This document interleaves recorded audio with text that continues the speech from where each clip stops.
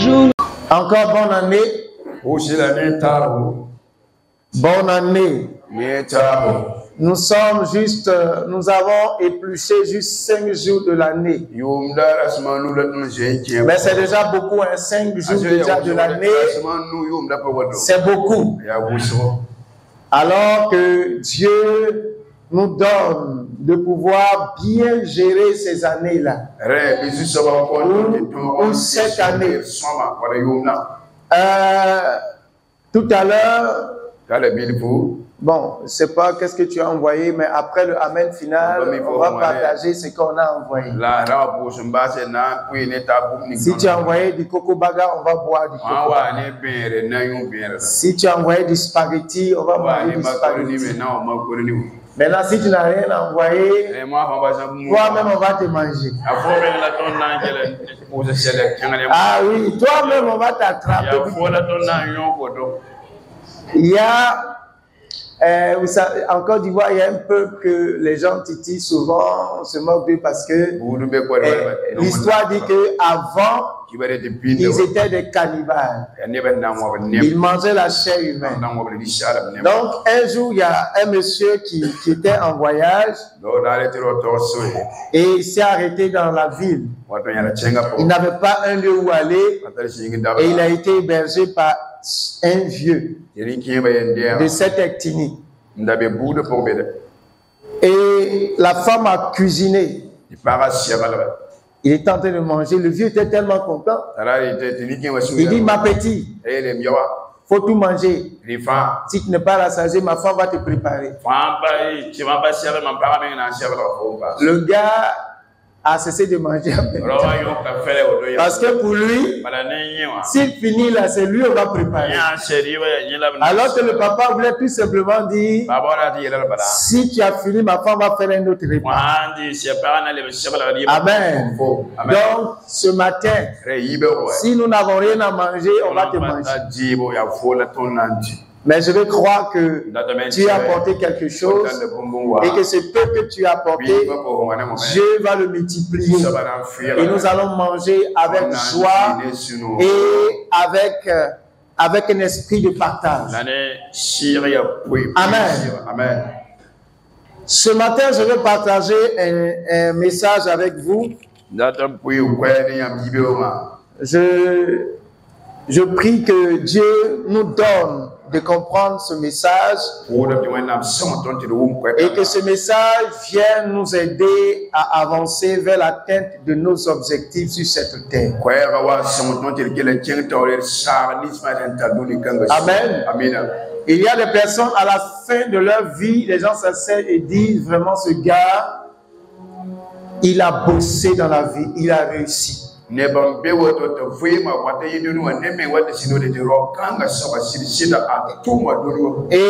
a des gens également au soir de leur vie, on s'assoit et on dit sa vie n'a été que douleur et souffrance.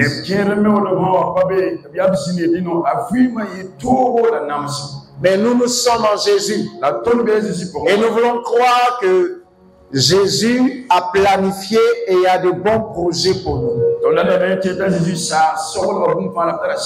Et ces bons projets que Jésus a arrêtés pour nous ne seront en réalité que sur certains aspects. Si nous les comprenons et marchons sur ces éléments. Et c'est pourquoi je prie qu'en cette année 2025, Dieu nous donne d'aller à l'essentiel pour atteindre nos objectifs. Hier, j'étais en train de prier et dans mon esprit, c'est comme Dieu me disait, tu sais, sur la terre, personne n'a un contrat à quoi? Durée indéterminée. Tous les contrats que nous avons sur la terre sont des CDD. Donc, quand on dit CDD, ça veut dire que ça commence à une période et ça se termine également à une période. Donc, un CDD, ça peut être pour 1 an, pour 2 ans, pour 3 ans, pour 5 ans, pour 10 ans, et même pour 1 mois. C'est une durée bien déterminée. Et lorsque nous sommes sur la terre, Dieu nous engage, nous sommes engagés par un contrat à durée déterminée. Parce que ce contrat va prendre fin un jour. Et dans ce contrat, c'est à nous maintenant de pouvoir, de savoir employer ce qu'il faut pour atteindre les objectifs. Que quelqu'un dise Amen. Et ce contrat vient d'être renouvelé le 1er janvier. Pour encore une durée de 1 an. Et dans ces 1 an-là, je prie que ton contrat ne s'arrête pas. Parce que quand ton contrat s'arrête avec Dieu, ça veut dire que tu passes du temps à l'éternité. Tu quittes ce monde et tu vas de l'autre côté. Mais je prie parce que nous sommes jeunes ici et Dieu nous garde jusqu'à la fin de cette année et que nous puissions faire nos différents bilans et qu'à l'issue des différents bilans, nous soyons quand même si ce n'est pas 100%, que nous puissions dépasser quand même les 50%. Et quelqu'un dit Amen. Les 50% de réalisation. Et le Saint-Esprit nous donne cette capacité et nous donne d'y arriver. Au nom de Jésus. Ce matin, je vais parler du temps. Le temps que Dieu nous donne. Si nous comprenons le temps, nous allons le maximiser. Dis à quelqu'un, maximiser le temps. Nous avons devant nous une année. Ça fait combien de mois? 12 mois. Ça fait combien de semaines? Combien? 52 semaines. Ça fait combien de jours? 365 jours. Donc, voici le nombre de temps que nous avons, de mois, de semaines et de jours. On peut parler également d'heures, de minutes, de secondes. Et c'est tous ces éléments réunis, ils font l'année 2025. Ce matin, je pensais à l'année 2000. Et je suis surpris que ceux qui sont nés en 2000 vont avoir quel âge maintenant? 35 ans. Wow. C'est beaucoup. Donc j'étais en train de réfléchir, j'ai dit, mais moi je me suis converti en 94. Ça fait combien d'années de conversion? C'est beaucoup? 31 ans de conversion. C'est beaucoup. Mais est-ce que toutes ces années de conversion m'ont permis d'arriver là où Dieu veut que j'arrive? C'est la grande question que je me pose. Et je veux croire que je suis sur la voie, mais je ne suis pas encore arrivé. Et ma prière, c'est que Dieu m'aide à y arriver. Et je voudrais que l'année 2025, le temps que Dieu nous donne, soit maximisé au maximum. Amen. Amen. Soit maximisé. Déjà le 31 nuit, nous avons parlé un peu du temps. Que Dieu accomplit. Et le temps accompli que nous devons saisir. Et vous savez le temps, quand j'ai essayé de faire quelques recherches, j'ai vu que le temps, c'est un instant de l'éternité. C'est un moment de l'éternité que Dieu sort de l'éternité pour nous permettre de vivre. Le temps ne fait pas partie de l'éternité. Parce que quand on parle de l'éternité, il n'y a plus de temps. Dans l'éternité, il n'y a pas d'heure. C'est pourquoi vous n'allez jamais voir un ange porter une montre. Les montres sont faites pour les hommes comme nous. Parce que nous évoluons dans un temps.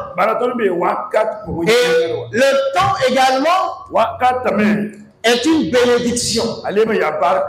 Que quelqu'un dise bénédiction. Parce que le temps a un début et a une fin. Alors que l'éternité n'a pas de début et n'a pas de fin. Alléluia. L'éternité n'a pas de commencement et n'a pas de fin.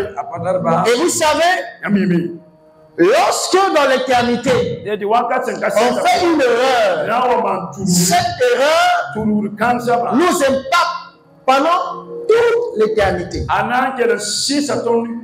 Voilà pourquoi Satan, qui était déjà dans l'éternité, lorsque Satan a fauté, la Bible dit que la faute de Satan ne peut pas être expiée. Parce que c'est dans l'éternité que Satan a fauté. Mais nous, parce que nous sommes dans le temps, lorsque nous fautons, nous faisons des erreurs, cette faute-là peut être enlevée. Cette faute peut être effacée. C'est pourquoi lorsque Adam et Ève ont mangé du fruit de la connaissance du bien et du mal, Dieu a envoyé les anges barrer la voie de l'arbre de vie. Pour ne pas que Adam et Ève puissent entrer dans l'éternité en ayant ce mal en eux. Je ne sais pas si quelqu'un me suit jusqu'ici. Donc Dieu va barrer le chemin de l'éternité à Adam et Ève. Parce que lui, il avait un plan d'expiation, un plan de délivrance, un plan de restauration. L'homme souvent pense que la vie sur terre est une malédiction. Parce qu'on meurt, parce qu'on passe. Mais je vais te dire ce matin que le temps est une bénédiction de Dieu. Parce que dans le temps, le péché peut être pardonné, le péché peut être effacé, le péché peut être oublié. Mais l'éternité, le péché ne peut pas être oublié. Je ne sais pas si vous me comprenez. C'est pourquoi vous allez, quand vous lisez la Bible, vous allez découvrir que ceux qui sont morts, qui sont entrés dans l'éternité, supplient. Ceux qui sont en enfer, supplient pour que miséricorde leur soit faite. Mais ce n'est plus possible. Parce qu'ils ne sont plus dans le temps. Mais ils sont désormais dans l'éternité. Et dans l'éternité, ta mort, ta souffrance est éternelle. Ta joie est éternelle.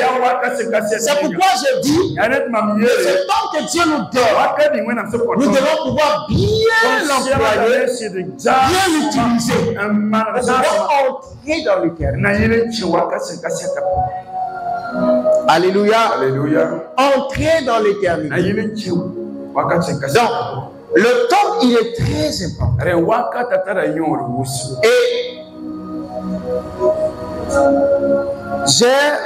vous savez ce que nous sommes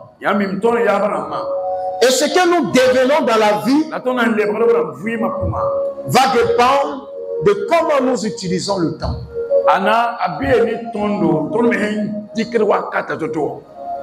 Amen. Amen. De comment nous allons utiliser nos secondes, de comment nous allons utiliser nos minutes, de comment nous allons utiliser nos journées, de comment nous allons utiliser nos mois. Et c'est toute cette utilisation qui va déterminer ce que nous allons devenir. Et quelqu'un dit Amen. Et c'est pourquoi ce que tu fais chaque jour va déterminer ce que tu vas devenir. Et si tu n'as pas conscience de cela, et que tu restes sans rien faire, tu ne seras rien. Je ne sais pas si quelqu'un me comprend. Si tu restes là sans rien faire, tu ne deviendras rien. C'est pourquoi lorsque Jésus est venu, vous allez voir que quand l'heure où Jésus a sonné, chaque jour il était au travail. Il faisait quelque chose.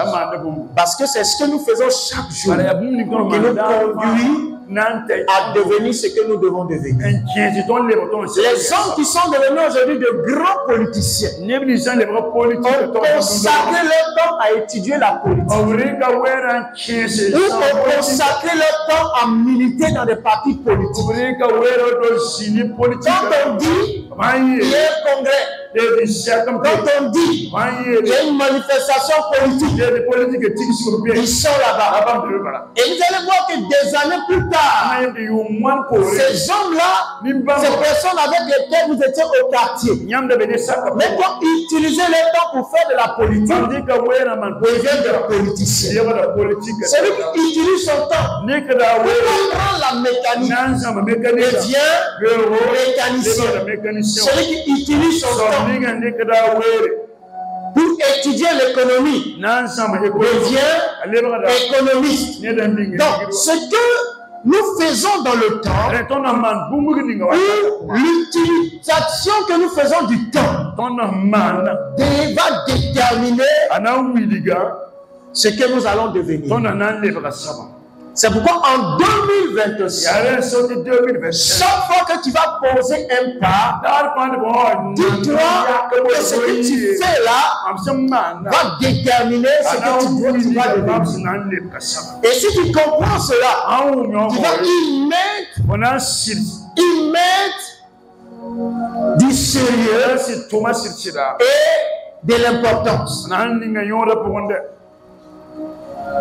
Quelqu'un comprend mon message? Et le 31, je l'ai déjà dit, on ne peut pas arrêter le temps. Mais nous pouvons modifier le temps. Le jour là, aujourd'hui dimanche, c'est déjà levé. On ne peut plus l'arrêter. Qu'on le veuille ou pas, le 5 va passer. Et le 6 va se présenter. Quand le soleil va se lever, on ne peut pas arrêter le soleil. Le soleil va continuer à monter jusqu'à se coucher. Mais ce que nous pouvons faire, ce matin par exemple, nous avons décidé, quand nous nous sommes levés à 9h, j'irai à l'église. Et lorsque j'irai à l'église, ma soeur me conduira dans la prière. Je prierai parce que j'ai besoin de parler à Dieu. Et après, le groupe musical va me conduire dans la louange et l'adoration. Je vais me laisser conduire dans l'adoration. Et après, le pasteur viendra pour enseigner. Je disposerai mon cœur pour écouter l'enseignement afin que je le sorte de là, fortifié et transformé. Mais je veux être sûr qu'après l'église, plusieurs parmi nous n'avons plus un planning.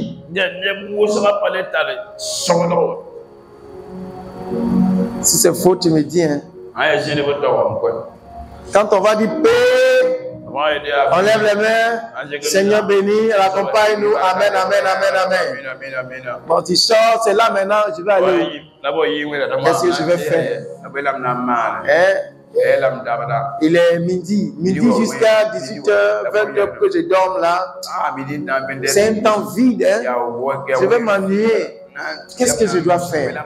Donc plusieurs parmi nous ne savons pas ce que nous allons faire après le culte.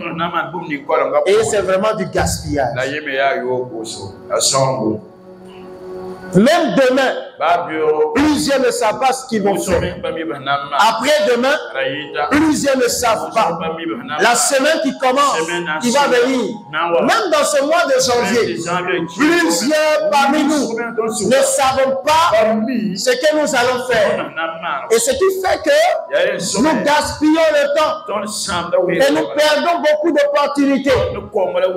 Mais je prie qu'en 2027, nous comprenons que le temps que Dieu nous donne, c'est ce temps-là qui va nous faire. Amen. Car je vous assure que le temps est l'unité de mesure de la vie de l'homme. Et c'est le temps également qui va déterminer la qualité de vie que tu as. Donc le temps, il est important. Mais souvent, nous n'avons pas conscience de cela. Et nous laissons le temps s'échapper. Quand tu demandes à quelqu'un, quel âge as-tu? Il mesurera son temps vécu sur la terre à partir du temps. Quand il te dit j'ai 15 ans, si on veut rentrer dans les calculs, ça veut dire qu'il a passé 15 années. Et dans les 15 années, on peut faire 15, c'est ça, multiplié par 12. Pour connaître le nombre de mois. Et ainsi de suite. C'est tout ça passé dans sa vie qui va déterminer son existence et la qualité également de sa vie ou de notre vie. Donc le temps, c'est l'unité de mesure de notre vie.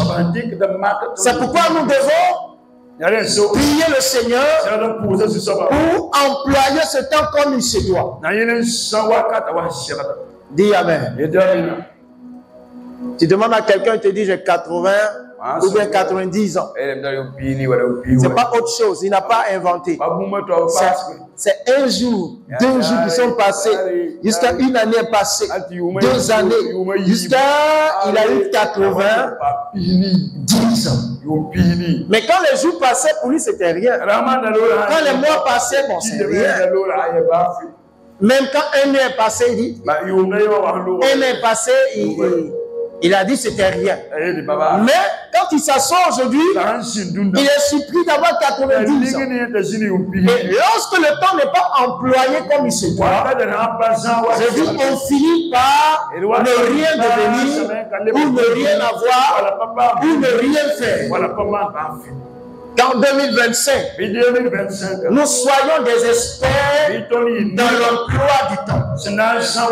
Au nom de Jésus. Et que nous ne laissons pas filer les journées, filer les semaines, filer les mois, sans faire quoi que ce soit. Mais au contraire, nous devons comprendre à partir de maintenant que le temps est l'unité de mesure. Et c'est le temps employé, utilisé, qui va nous permettre, comme je disais tantôt, de devenir ce que nous voulons devenir. Mais si nous n'utilisons pas le temps comme il se doit, nous serons déçus. Amen. Nous allons lire un texte. Dans le livre de Éphésiens chapitre 5. Éphésiens chapitre 9.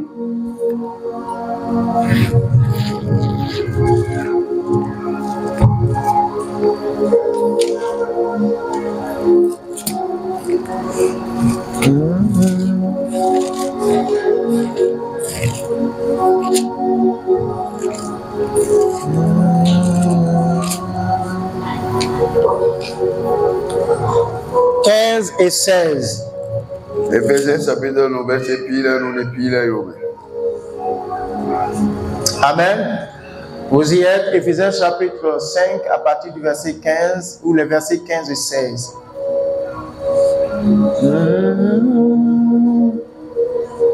Nous lisons. Prenez donc garde de vous conduire avec circonspection, non comme des insensés, mais comme des sages.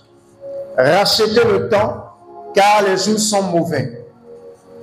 Amen. Verset pile nous denwa gusine ne yam kena nda kenge wayala ye keni wayam damba. Verset pile yo we da basi ti wera sam zalam ye bala mwasa ya wengwa kati. Amen. Amen. Amen. Tu as sommeil? On peut continuer? Okay. Donc l'apôtre Paul parle aux chrétiens d'Éphèse. Il leur dit, prenez donc garde et conduisez-vous avec circonspection. Ça veut dire avec sagesse. Parce que les temps sont mauvais. Et parce que les temps sont mauvais, nous devons racheter ce temps. Et je vais poser une question à l'Assemblée ce matin. Selon vous, parce que souvent, c'est une expression, on se dit souvent, je dois racheter le temps. Comment est-ce qu'on peut racheter le temps? Comment, selon vous, comment est-ce que quelqu'un peut racheter? Parce que c'est quand même difficile, racheter le temps. Vous pouvez répondre. Hein? Quelqu'un peut m'aider. Comment est-ce qu'on peut racheter le temps?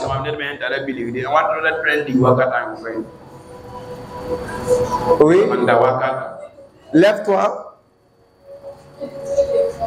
Redoubler d'efforts. Ok. Elle dit que racheter le temps, c'est redoubler d'efforts.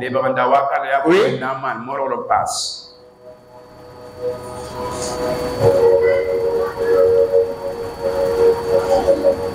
Oui, Bazam. Prendre une décision. Oui, maman. C'est se soumettre au Seigneur, le maître des temps. Donc, Amen. Donc, voici trois réponses. On acclame le Seigneur pour l'arranger de la droite. L'arranger de la gauche. On va les huer. Bon, on acclame le Seigneur pour eux aussi. Ou bien vous êtes malade. Donc fâchez-vous, quelqu'un n'a qu'à donner une réponse. Ah voilà. Voilà. Changer la manière de faire les choses. Donc vous avez les réponses et vous êtes assis. Amen. Le frère dit changer la manière de faire les choses. Amen. Amen. Donc toutes les réponses données sont bonnes. Mais je vais dire que racheter le temps, c'est d'abord définir là où nous avons perdu du temps. Et lorsque nous avons défini là où nous sommes, nous avons perdu le temps. Nous pensons être en retard, ce que nous devons normalement faire, nous devons doubler maintenant l'action. Je ne sais pas si quelqu'un me comprend. C'est faire doublement dans un domaine précis ce que nous n'avons pas pu faire hier. Si l'explication ne passe pas, vous me dites. Je prends un exemple. Un élève qui a redoublé les classes. Il a perdu le temps.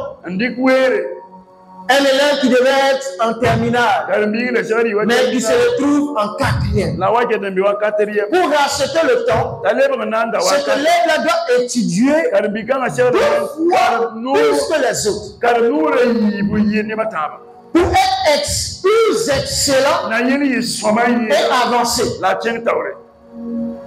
Amen. Amen. Avancé. Donc, également, quand on est chef d'entreprise et qu'on n'avait pas pris très au sérieux notre entreprise, on doit travailler maintenant doublement. Je parle à quelqu'un ce matin. Travailler doublement pour pouvoir racheter tout ce qu'on a perdu les mois précédents ou les années précédentes. Donc c'est fournir 2 fois l'effort qu'on devait normalement fournir. C'est ça racheter le temps. Et dans ce cas-là, quand l'apôtre Paul dit racheter le temps, en tant que chrétien, c'est prier quand tu sais que tu n'as pas prié en 2024. En 2025, qu'est-ce que tu dois faire? C'est prier doublement. Tu n'as pas médité vraiment. C'est méditer doublement. Tu ne venais pas à l'église. Tu dois venir doublement à l'église. Voici racheter le temps.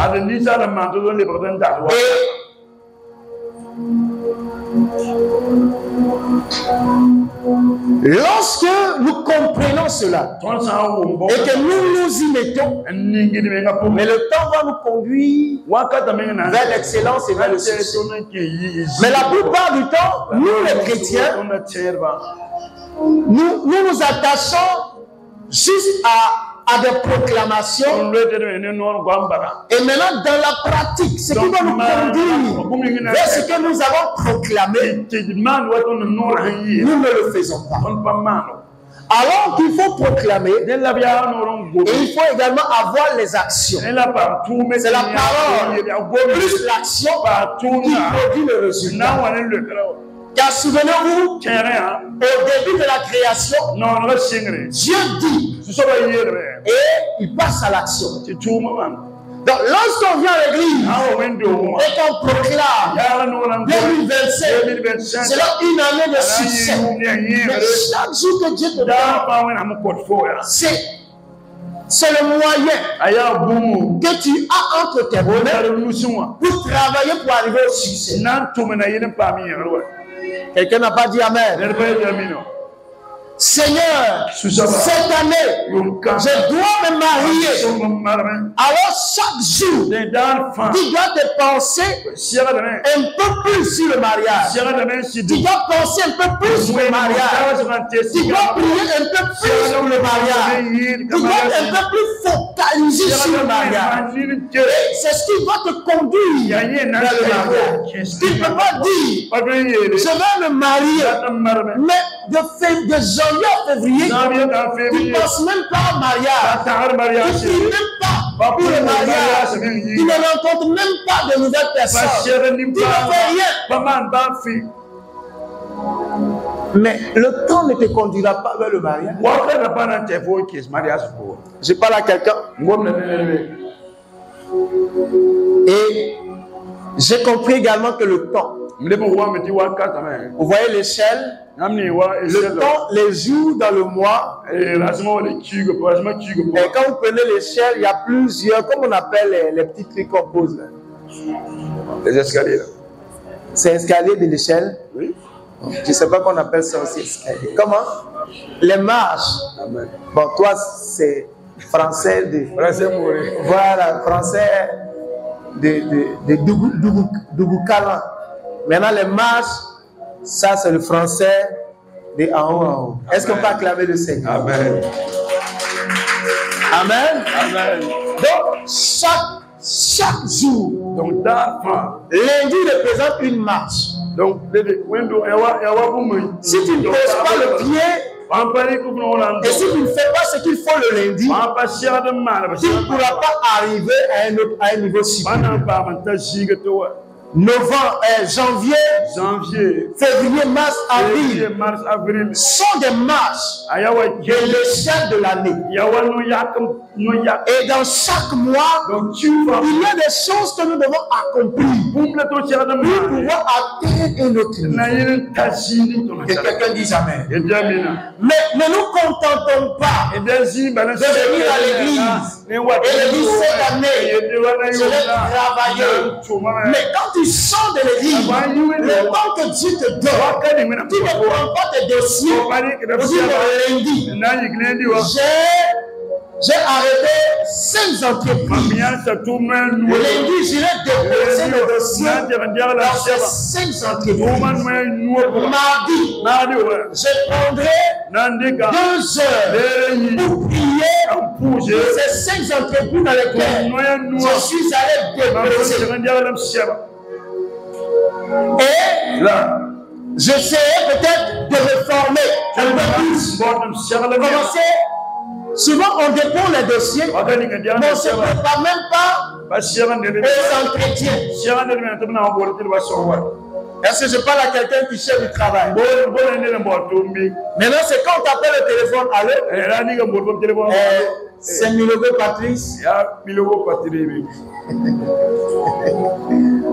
Vous avez déposé votre dossier au PNUD.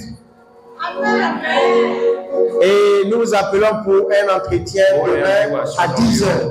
C'est là que tu vas devoir descendre dans les encyclopédies, les dictionnaires. Le PNUD, c'est quoi? Qu'est-ce qu'ils font là-bas? Quelle question? Et puis il est embrouillé. Et le lendemain, quand il arrive maintenant, il t'inspire à grosse goutte. Alors que quand tu déposes un dossier dans une entreprise, aujourd'hui on a la connexion. Cherche à savoir un peu l'historique.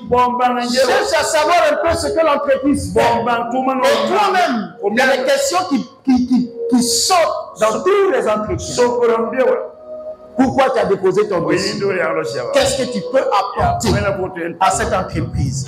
Mais quand tu sais ce que l'entreprise fait, tu peux déjà commencer à travailler sur de nouvelles perspectives pour l'entreprise. Je parle à quelqu'un.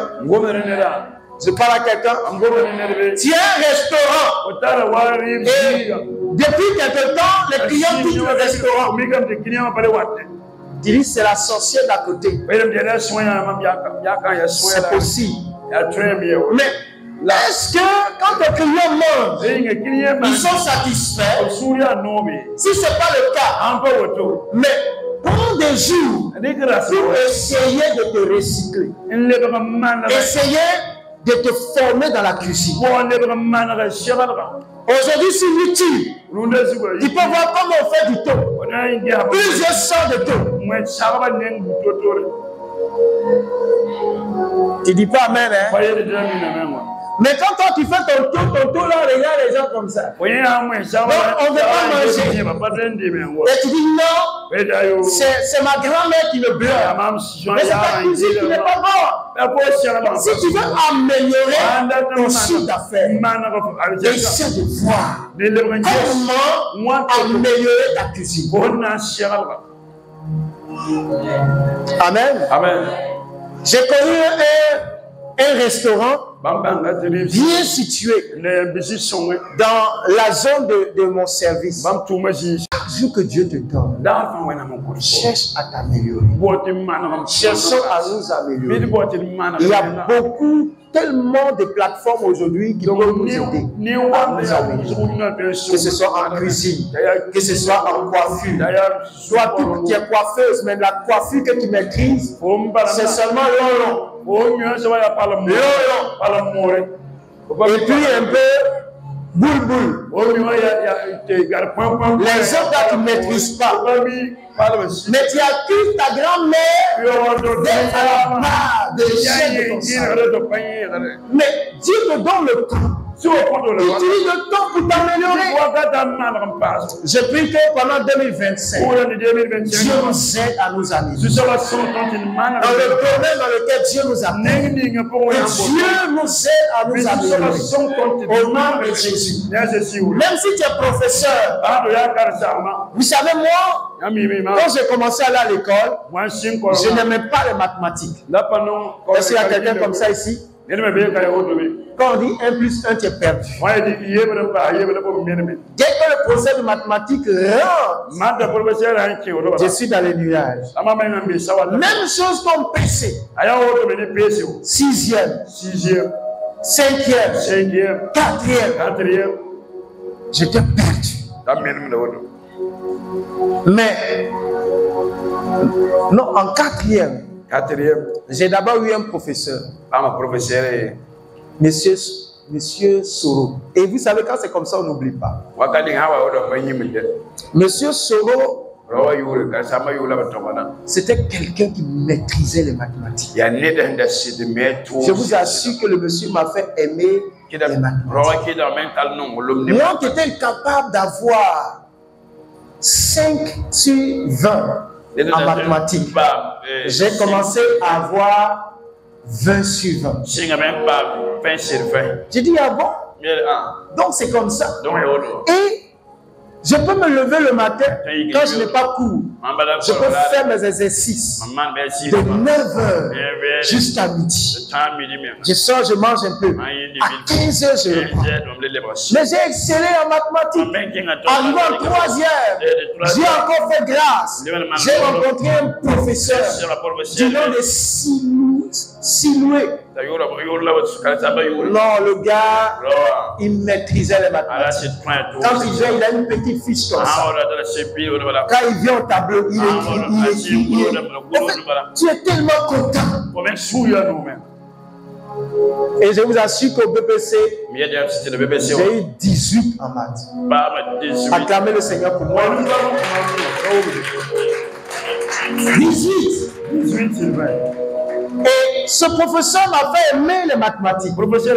Parce que je sais que ce monsieur, même étant devenu professeur, a continué à travailler pour maîtriser la pédagogie, pour pouvoir faire passer le message. Vous savez, souvent on peut maîtriser un métier et ne pas pouvoir communiquer la connaissance à quelqu'un. Mais tu maîtrises. Mais quand on dit transmettre, tu es bloqué. Mais ces deux professeurs que j'ai eus, ils m'ont facilité la compréhension des mathématiques. Ce qui a fait que j'ai eu un bac D. Sinon, moi, j'étais parti pour faire la littérature. Mais voici des gens qui ont dévié ma trajectoire. Parce que je suis sûr que ces deux messieurs ont travaillé au quotidien pour pouvoir faire passer le message comme il se doit. Donc, si tu es enseignant, il va falloir que dans le lycée, quand les élèves parlent d'un bon professeur, que ce soit toi. Tu n'as pas dit Amen. Que ce soit toi. Non, notre professeur, il est trop bon. Est-ce que quelqu'un a déjà dit ça de son professeur?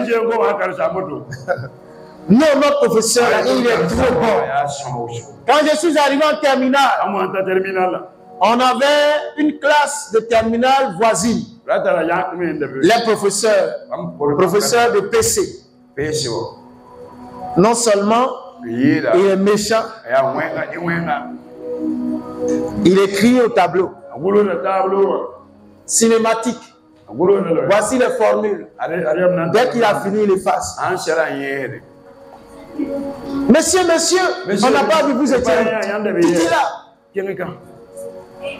Et ça fait que ces élèves ont eu beaucoup de mal. Et les élèves même se sont plaints. de lui, ils l'ont changé en cours d'année. Je prends ces exemples pour dire que lorsque nous sommes dans un domaine, Dieu nous donne le temps et ce temps-là doit être employé pour pouvoir atteindre les objectifs. Donc le temps, c'est l'instrument que Dieu met entre nos mains pour nous perfectionner. C'est le temps également qui permet de mesurer la qualité de notre vie. Que 2025 nous rende meilleurs. Au nom de Jésus. Que 2025 nous rende meilleurs. Et vous savez, dans la Bible, Dieu ne demande pas de racheter n'importe quoi. L'une des choses que Dieu demande de racheter, Amen. Amen. Est-ce que dans la Bible, tu as vu Dieu dire racheter l'argent ou racheter l'or? Non, mais Dieu dit de racheter le temps. Parce qu'en rachetant le temps, nous pouvons retrouver notre niveau économique perdu. Nous pouvons retrouver notre santé qui est en train de se dégrader. Nous pouvons retrouver notre emploi que nous étions en train de perdre. Quelqu'un me suit? Si tu es dans un foyer, utilise le temps également pour améliorer le quotidien entre toi et ton mari. Tu n'as pas dit Amen. Cherche à savoir comment rendre un homme heureux. Comment rendre une femme heureuse. Nous devons travailler sur ça. Tu ne dis pas Amen. Toi, c'est l'éducation qu'on t'a donnée au village. Tu prends ça et tu dis, c'est comme ça on fait. Alors que, vous savez, avant par exemple,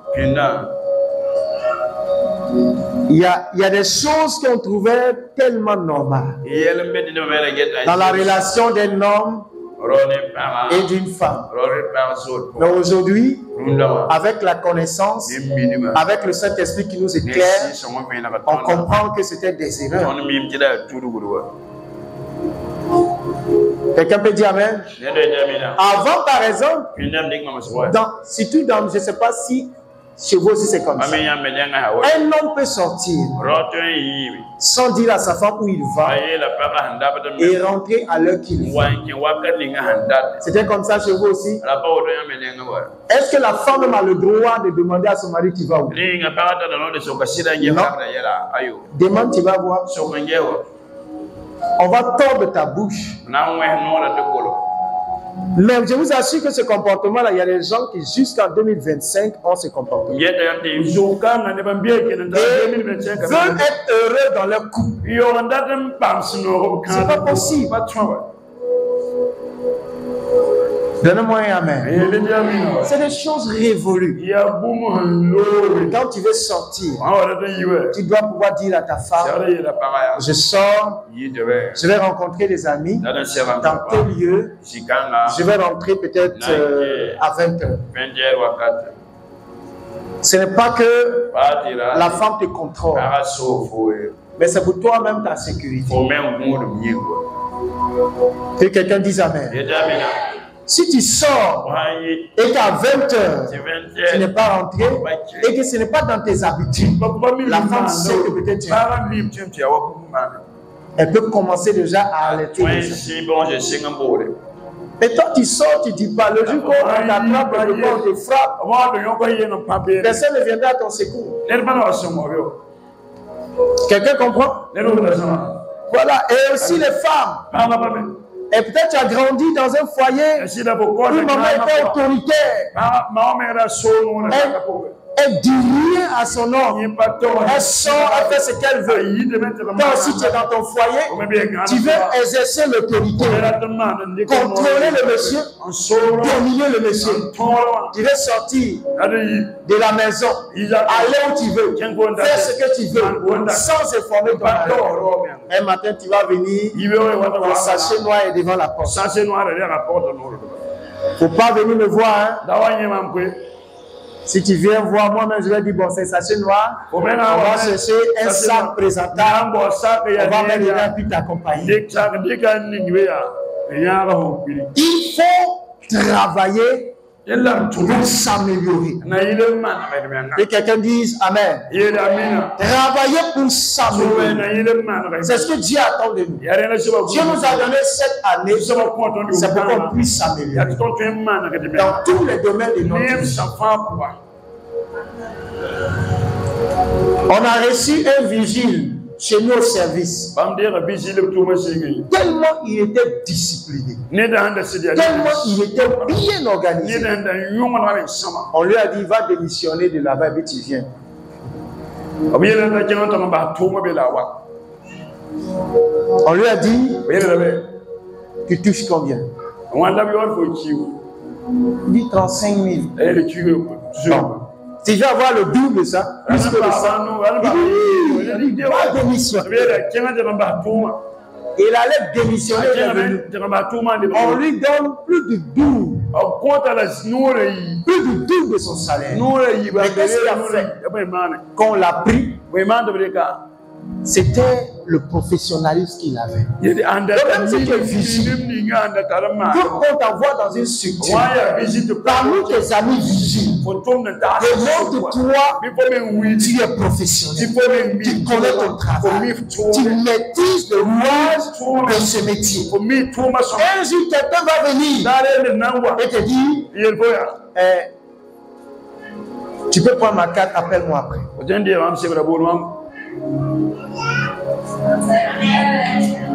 Même si tu es une serveuse dans un restaurant, apprends les bonnes manières. Un jour, un boss peut venir manger. Tu es tellement serviable qu'elle est tournée de politesse. Tu veux quoi?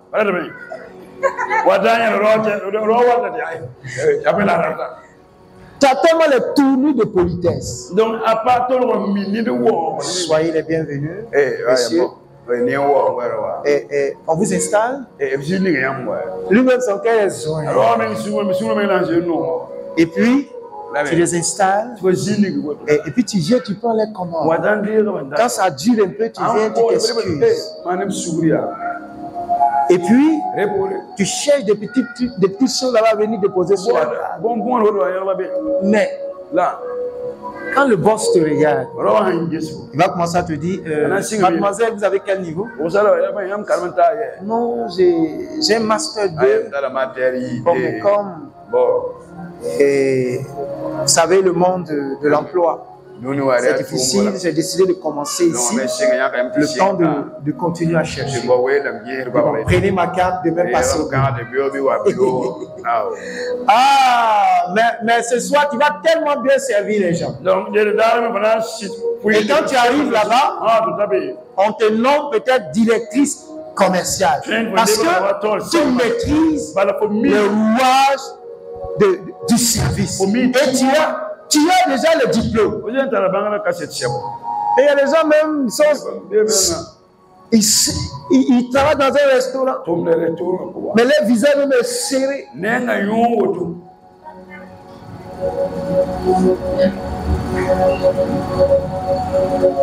Et quand tu le vois même là, ton appétit me fuit. Ton ventre qui faisait... C'est la sensation du coup. Apprenons à nous améliorer. Le temps que Dieu nous donne, c'est pour devenir meilleur.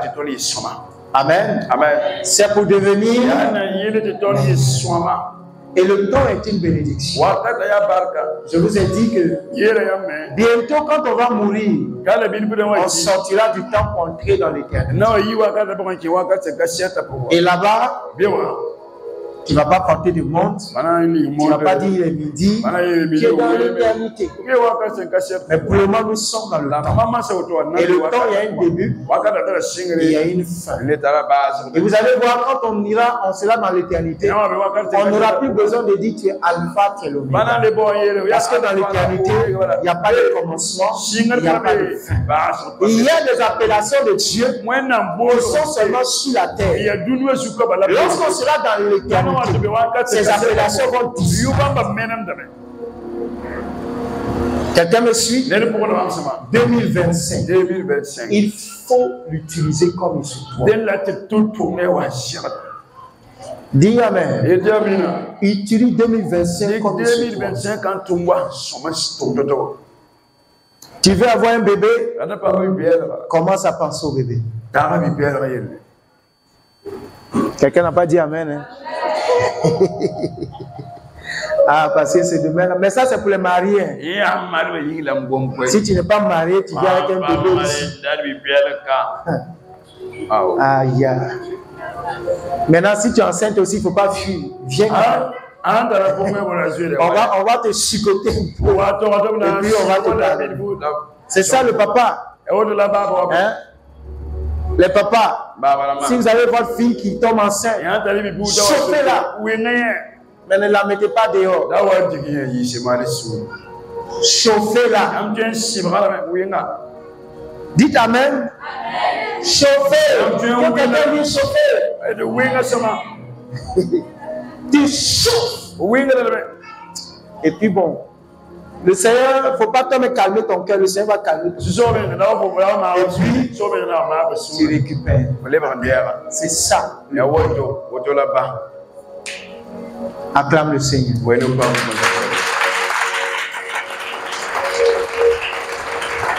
Que Dieu nous donne d'utiliser 2025 comme il se doit. Que des choses inutiles ne viennent pas bouffer tout notre temps. Mais que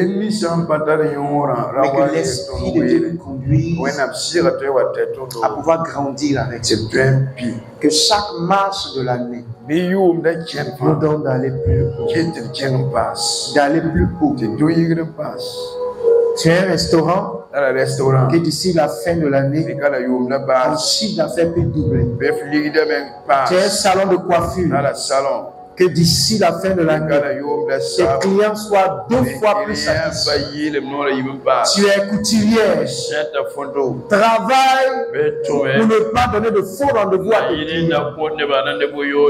Et tu verras que d'ici la fin de l'année, tu auras plus de clients.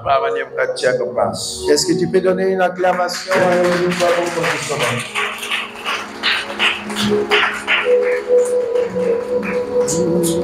Il est midi. Je vais te demander de te tenir debout.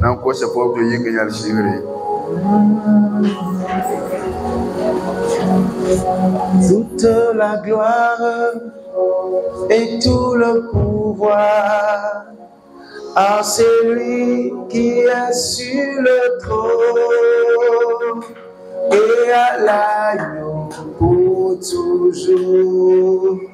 Toute la gloire et tout le pouvoir à celui. Si tu es là et que tu avais pour l'habitude de dire que tu t'ennuies, ce n'est pas normal. Tu ne dois plus t'ennuyer. En 2025, tout l'espace que Dieu te donne doit être utilisé. Je prie ce matin pour le Saint-Esprit nous donne la force et l'intelligence d'exploiter 2025 comme il se doit. Au nom de Jésus, Seigneur, nous utiliserons cette année pour grimper. Cette année pour grandir. Cette année pour nourrir Cette année, vous devenez meilleur. Cette année, pour croître. Cette année, vous devez remplir que les travailleurs, les hommes d'affaires de cette communauté deviennent meilleurs. Au nom de Jésus, que personne ne perde une opportunité, mais que l'Esprit de Dieu il nous fasse grandir dans un espace de temps. La distraction est parie. L'assouplissement est parie. L'assouplissement est parie. Tout ce qui est inutile est parie. Au nom de Jésus. Tu veux bien t'exprimer? Commence à lire les livres. Commence à lire les livres. Commence à lire les livres. Tu veux connaître la Bible. Tu veux avoir une foi assise. Chaque jour. Lis la Bible. Prends des moments de jeûne. Je t'assure. Et d'ici la fin de l'année, il sera une femme, un homme, partout, et robuste, spirituellement. Au nom de Jésus, tu vas avoir un nouveau travail meilleur que celui que tu as. Commence à prier. Commence à déposer. Prends-toi.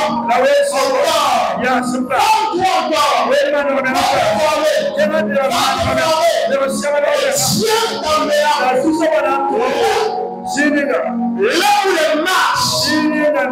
les marches étaient utilisées pour je prophétise une année de maturité, une année de festival, une année de grande réjouissance, parce que le Seigneur utilisé ce temps au nom de Jésus. Commence à remercier le Seigneur.